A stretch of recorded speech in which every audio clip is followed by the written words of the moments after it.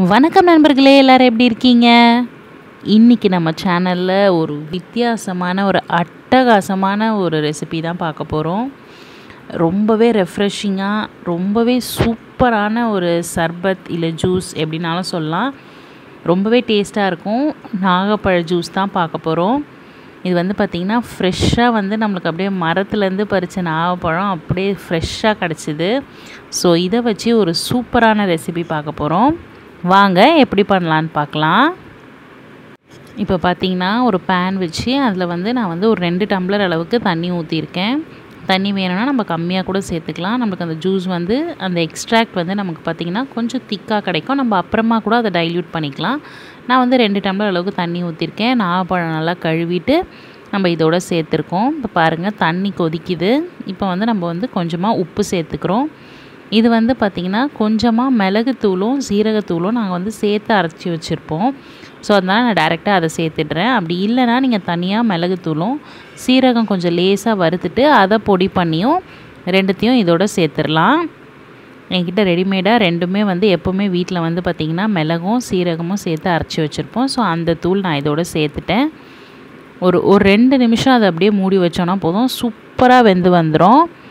பாருங்கள், இது எல்லாமே நல்லா வெந்துருச்சு. அந்த எக்ஸ்ட்ராக்ட்லாம் அந்த தண்ணியில் அப்படியே அவ்வளோ சாஃப்டாக இறங்கிடுச்சு. நம்ம அப்படியே வச்சு கொஞ்சம் கொஞ்சமாக அதை நசுக்கி விட்டுடலாம். நம்ம பாருங்கள் எவ்வளோ நாரெல்லாம் நமக்கு தெரியுது. ஃபைபர் கண்டென்ட் நிறைய இதில் நமக்கு. ஸோ பார்த்திங்கன்னா நம்ம கேஸ்ட்ரிக் ப்ராப்ளத்தெல்லாம் க்யூர் பண்ணோம். இது நிறைய ஹெல்த் பெனிஃபிட்ஸ் இருக்குது நாகப்பழத்தில் பார்த்திங்கன்னா.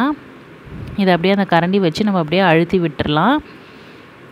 இது பார்த்திங்கன்னா நான் ரொம்ப தண்ணி சேர்க்கல, ரொம்ப கம்மியாகவும் சேர்க்கல, ஒரு மீடியம் ப்ரொப்போர்ஷனில் நான் சேர்த்துருக்கேன். ஸோ நம்ம கொஞ்சமாக டைல்யூட் பண்ணிக்கினா போதும். இதுக்கு அடுத்து பார்த்திங்கன்னா நான் இனிப்புக்கு பார்த்திங்கன்னா பனங்கற்கண்டு சேர்த்துக்கிறேன். நம்ம சர்க்கரை வேணாலும் சேர்த்துக்கலாம். நான் பனங்கற்கண்டு சேர்க்குறேன். இப்போ இறக்கும்போது நம்ம கொஞ்சமாக லெமன் ஜூஸ் பிழிஞ்சிட்டு நம்ம ஸ்டவ் ஆஃப் பண்ணிடலாம். ஒரு பாதி லெமன் போதும்.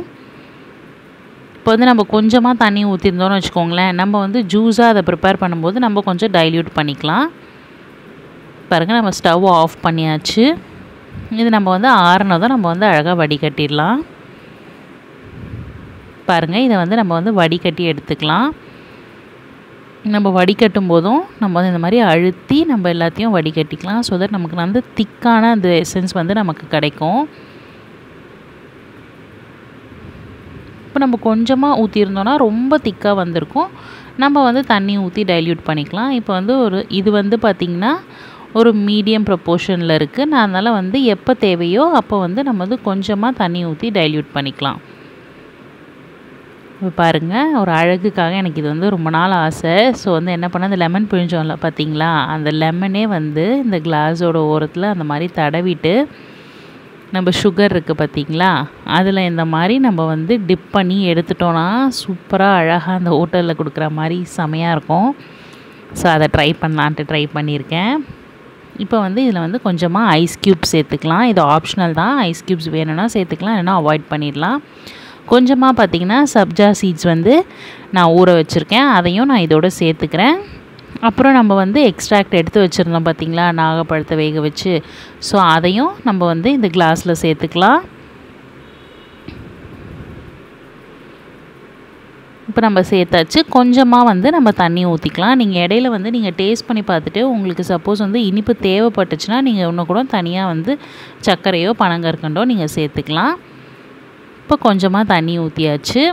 அவ்வளோதான், சூப்பரான நாகப்பழ ஜூஸ் நமக்கு செமையாக ரெடியாக இருக்குது. இது பார்த்திங்கன்னா ஒரு டிஃப்ரெண்ட்டான டேஸ்ட்டில். யூஸ்வலாக நம்ம நாகப்பழம் கட் பண்ணி போட்டு ஜூஸ் மாதிரி சாப்பிடுவோம், இல்லைனா ரெகுலராக நம்ம உப்பு காரம் போட்டு சூப்பராக அப்படியே சாப்பிட்ருவோம். கொஞ்சம் டிஃப்ரெண்ட்டாக டேஸ்ட் பண்ணலாம் அப்படின்றதுக்காண்டி நம்ம இந்த மாதிரி நம்ம வேக வச்சு அதில் கொஞ்சம் மிளகு சீரகம் எல்லாம் தட்டி போட்டு சூப்பரான ஜூஸ் நம்ம செஞ்சு கொடுக்கலாம். ஒரு டிஃப்ரெண்ட்டான ஃப்ளேவரில் ரொம்பவே நல்லாயிருக்கும். நீங்களும் கண்டிப்பாக வீட்டில் ட்ரை பண்ணி பாருங்கள். இந்த நாகப்பழத்தில் பார்த்திங்கன்னா அவ்வளோ ஹெல்த் பெனிஃபிட்ஸ் இருக்குது. சுகருக்கு ரொம்பவே நல்லது. நம்மளோட ப்ளட் சுகர் லெவலை நல்லாவே கண்ட்ரோல் பண்ணோம். அதோட சீட்ஸை நம்ம காய வச்சு பொடி பண்ணி நம்ம தண்ணியில் கலக்கி குடிக்கலாம். அதுவும் சுகருக்கு ரொம்பவே நல்லது.